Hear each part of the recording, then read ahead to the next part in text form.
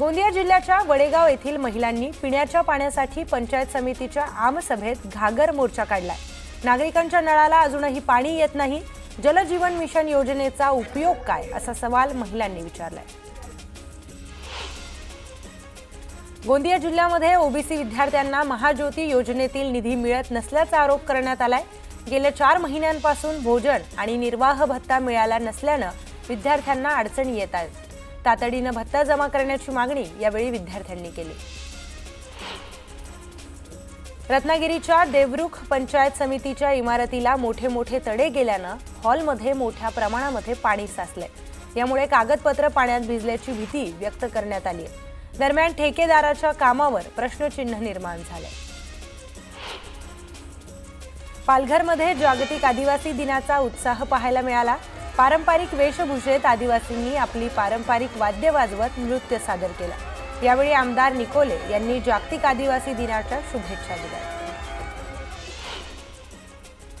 बीडच्या कडामध्ये निवोदित कन्या शाळेचा 26वा वर्धापन दिन मोठ्या उत्साहामध्ये साजरा करण्यात आला। यावेळी शाळेतील विद्यार्थ्यांनी मानवी साखळी तयार करून 26 अंकातून वर्धापन दिन साजरा केला। धुळे जिल्ह्यामध्ये केळी पिकावर करपा रोगाची लागण झाली आहे। त्यामुळे केळी उत्पादक शेतकरी संकटात सापडलाय। दरम्यान कृषी विभागाने मार्गदर्शन करण्याची मागणी शेतकऱ्यांनी केली। चंद्रपूरच्या भद्रावती ते पिंपरी मार्गावरील रस्त्याची दुरावस्था झाली आहे। त्यामुळे वाहनधारकांसह नागरिकांना नाहक अडचणींचा सामना करावा लागतोय। तातडीने रस्ता दुरुस्त करण्याची मागणी यावेळी करण्यात आली। भर पावसाळ्यात पालघरच्या मनोर येथील 50 खाटांच्या ग्रामीण रुग्णालयामध्ये रुग्ण आणि वैद्यकीय अधिकाऱ्यांना पाणीबाणीचा सामना करावा लागतोय। मनोर ग्रामीण रुग्णालयाला पाणी पुरवठा करणारी पाईपलाईन 2 दिवसांपासून नादुरुस्त असल्याने रुग्णालयाचा पाणी पुरवठा बंद झालाय। नागपूर ते हडपसर दरम्यान धावणाऱ्या वंदे भारत एक्सप्रेसला वर्धा स्थानकावर थांबा मिळाला असून ही सेवा 10 ऑगस्ट पासून सुरू होणार आहे। या निर्णयामुळे वर्ध्याच्या प्रवाशांना आता पुणे, छत्रपती संभाजीनगर, नागपूर अशा प्रमुख शहरांमध्ये जलद, आरामदायक आणि आधुनिक प्रवासाची सुविधा मिळणार आहे। पुण्यात झपाट्याने नागरीकरण वाढत असल्याने नागरी सुविधांवर ताण येत असल्याचं मुरलीधर मोहोळ यांनी म्हटलंय। पुण्यात नव्या पालिकांची निर्मिती करण्यावरून त्यांनी हे वक्तव्य केलं। नागपूरमध्ये उड्डाणपुलाच्या खोदकामादरम्यान कंकाळ सापडले। यावेळी घटनास्थळी जात पोलिसांनी पाहणी केली। सगळे कंकाळ तपासणीसाठी फॉरेन्सिक लॅबमध्ये पाठवण्यात आलेत। बीडच्या खोलेवाडी शिवारामध्ये विहिरीत बिबट्याला कोसळल्याची घटना घडली आहे। तर 2 तासांनंतर या बिबट्याला विहिरीतून बाहेर काढण्यात यश आलंय। दरम्यान वन विभागाकडून तपासणी केल्यानंतर बिबट्याला जंगलात सोडण्यात आलं। नागपूर जिल्ह्यातील खडगाव मार्गावरील लावा गावामध्ये NJP ॲग्रोटेक या नावाने विनापरवाना सुरू असलेल्या कारखान्यावर कृषी विभागाच्या भरारी पथकाने धाड टाकली। यावेळी 52,61,00,000चा मुद्देमाल जप्त करण्यात आला। कारखाना चालवण्याविरोधामध्ये गुन्हा दाखल करण्यात आला। सोलापूर हैदराबाद महामार्गाची दुरावस्था झाली आहे। मागील 17 वर्षापासून या महामार्गाच्या कामाचं रडगाणं सुरू आहे। गावकरी आंदोलन करून वैतागलेत, मात्र तरीही दखल न घेतल्याने गावकरी हैराण झालेत। सकल हिंदू समाजाची सामुदायिक श्रावणी संत उद्धव महाराज कुकुरमुंडे मठामध्ये संपन्न झाली। यावेळी मोठ्या संख्येने नागरिकांनी सहभाग घेतला होता। सनातन वैदिक संस्कृती ही सर्वांना सामावून घेणारी असल्याचं वक्तव्य श्रावणीचे पौरोहित्य आचार्य बेनारे गुरुजींनी म्हटलंय। चिपळूणमध्ये पहिल्यांदाच आफ्रिकन बगळा आढळलाय। तर पक्षी निरीक्षक श्रीधर जोशींनी बगळ्याचं दृश्य कॅमेऱ्यामध्ये कैद केलंय। या दुर्मिळ पक्षाची भारतामध्ये अधिकृत नोंद व्हावी यासाठी डॉक्टर जोशी यांनी फोटो आणि माहिती इंडियन बर्ड जनरलकडे पाठवली आहे।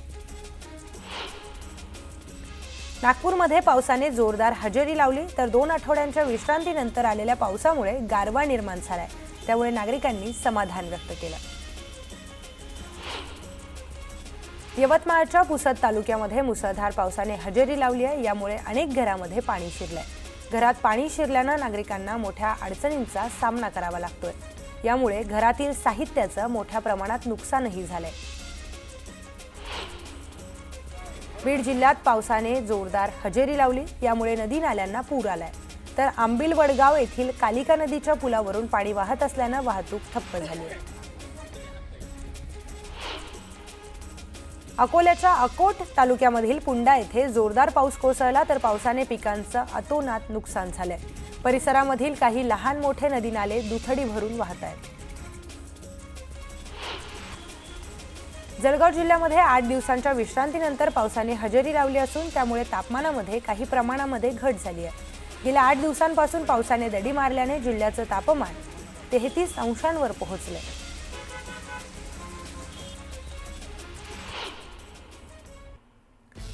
तर ऑपरेशन सिंदूर बाबत एक मोठा खुलासा समोर आलाय। भारतीय सैन्याने पाकिस्तान विरुद्धचे युद्ध कसे संपवले याचा खुलासा एअर चीफ मार्शल यांनी केलाय। बेंगळुरू इथे एका व्याख्यानामध्ये बोलताना वायुदल प्रमुख अमरप्रीत सिंह यांनी याबाबतची सगळी माहिती दिली। या कारवाईमध्ये पाकिस्तानचे 6 लढाऊ विमानं पाडण्यात आल्याचं देखील त्यांनी सांगितलंय। या संपूर्ण युद्धात S-400 defence system game changer ठरला असंही ते म्हणाले। तर या ऑपरेशनमध्ये पाकिस्तानचं मोठं नुकसान झालं असून मुरिदके आणि बहावलपूर या हवाई तळमध्ये हे हवाई तळ उद्ध्वस्त केल्याची माहिती देखील त्यांनी दिलेली आहे। तर ऑपरेशन सिंदूर बाबत मोठा एक खुलासा समोर आलाय आणि या ऑपरेशनमध्ये S-400 डिफेन्स सिस्टम कसं गेम चेंजर ठरलं याची देखील माहिती वायुदल प्रमुखांनी दिली आहे। Fighter aircraft are from S-400.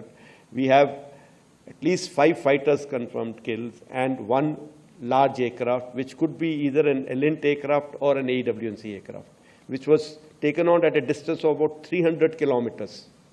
This is the actually largest ever recorded surface-to-air kill that we can talk about. And याचबरोबर पुन्हा पाहूयात बातमी छत्तीस जिल्ह्यांची। माजी खासदार नवनीत राणा यांनी सुरक्षा जवानांसोबत रक्षाबंधन सण साजरा केलाय। तर नेहमी सुरक्षा रक्षकांसोबत रक्षाबंधन सण साजरा करण्याचा निर्धार आता नवनीत राणांनी केलाय। आमदार रवी राणा यांच्या कार्यालयामध्ये शेकडो लाडक्या बहिणींनी रवी राणांना राखी बांधली। लाडकी बहीण योजनेची रक्कम दुप्पट करावी अशी मागणी मुख्यमंत्री फडणवीसांकडे केल्याचं यावेळी रवी राणांनी स्पष्ट केलंय। आमदार धनंजय मुंडे यांनी मुंबईतील रामटेक निवासस्थानी रक्षाबंधन साजरे केलं। मंत्री पंकजा मुंडे आणि माजी खासदार डॉक्टर प्रीतम मुंडे यांनी धनंजय मुंडेंसह महादेव जानकर यांनाही राखी बांधली। मंत्री हसन मुश्रीफ यांनी कागल तालुक्यातील आनूरमध्ये रक्षाबंधन साजरे केलं। तर शेकडो बहिणींनी आपल्या लाडक्या भाऊरायांचं पंचआरतीने औक्षण करत राख्या बांधल्या। माझ्या लाडक्या बहिणींच्या पाठीशी मी सदैव भाऊ म्हणून खंबीरपणे हिमालयासारखा उभा आहे अशा भावना यावेळी मंत्री हसन मुश्रीफ यांनी व्यक्त केल्या। काँग्रेस नेते विजय वडेट्टीवार यांनी आपल्या परिवारासोबत रक्षाबंधन साजरे केलं। तर आपल्या मुलींकडून त्यांनी राखी बांधून घेतली। दोन्ही मुलींनी राखी बांधत वडेट्टीवारांचं औक्षण केलं। भाजपचे वरिष्ठ नेते भागवत कराड यांच्या निवासस्थानी रक्षाबंधनाचा सण उत्साहात साजरा करण्यात आला। तर भागवत कराड यांच्या दोन्ही बहिणींनी राखी बांधून भावाच्या दीर्घायुष्यासाठी प्रार्थना केली। संगमनेरमध्ये काँग्रेसचे नेते बाळासाहेब थोरात यांनी रक्षाबंधन सण साजरा केलाय। त्यांनी दुर्गा तांबेंच्या निवासस्थानी जाऊन रक्षाबंधन सण साजरा केलाय। यावेळी दुर्गा तांबेंनी थोरातांना ओवाळून राखी बांधली। सुषमा अंधारे यांनी मातोश्रीवर जात उद्धव ठाकरे यांना राखी बांधली। तर सुषमा अंधारेंनी उद्धव ठाकरेंचं औक्षण केलं। राष्ट्रवादी काँग्रेसचे अध्यक्ष शरद पवार यांना महिला कार्यकर्त्यांनी राखी बांधून रक्षाबंधन साजरे केले। महिलांचं रक्षण करण्यासाठी पवार सदैव उभे असतात अशी भावना यावेळी महिला कार्यकर्त्यांनी व्यक्त केली।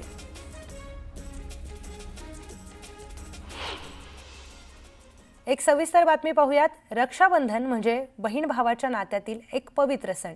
या दिवशी बहीण आपल्या भावाला राखी बांधून त्याचं औक्षण करून भावाच्या दीर्घायुष्यासाठी प्रार्थना करते। मात्र याच दिवशी नाशिकमध्ये एक मन सुन्न करणारी घटना घडली आहे। बिबट्याच्या हल्ल्यामध्ये मृत्यू झालेल्या आपल्या लहान भावाला या बहिणीने अखेरची राखी बांधली। मृत भावाचं औक्षण करत बहिणीने भावाला राखी बांधून अखेरचा निरोप दिला। मन हेलावणारी ही घटना नाशिकमध्ये घडली आहे।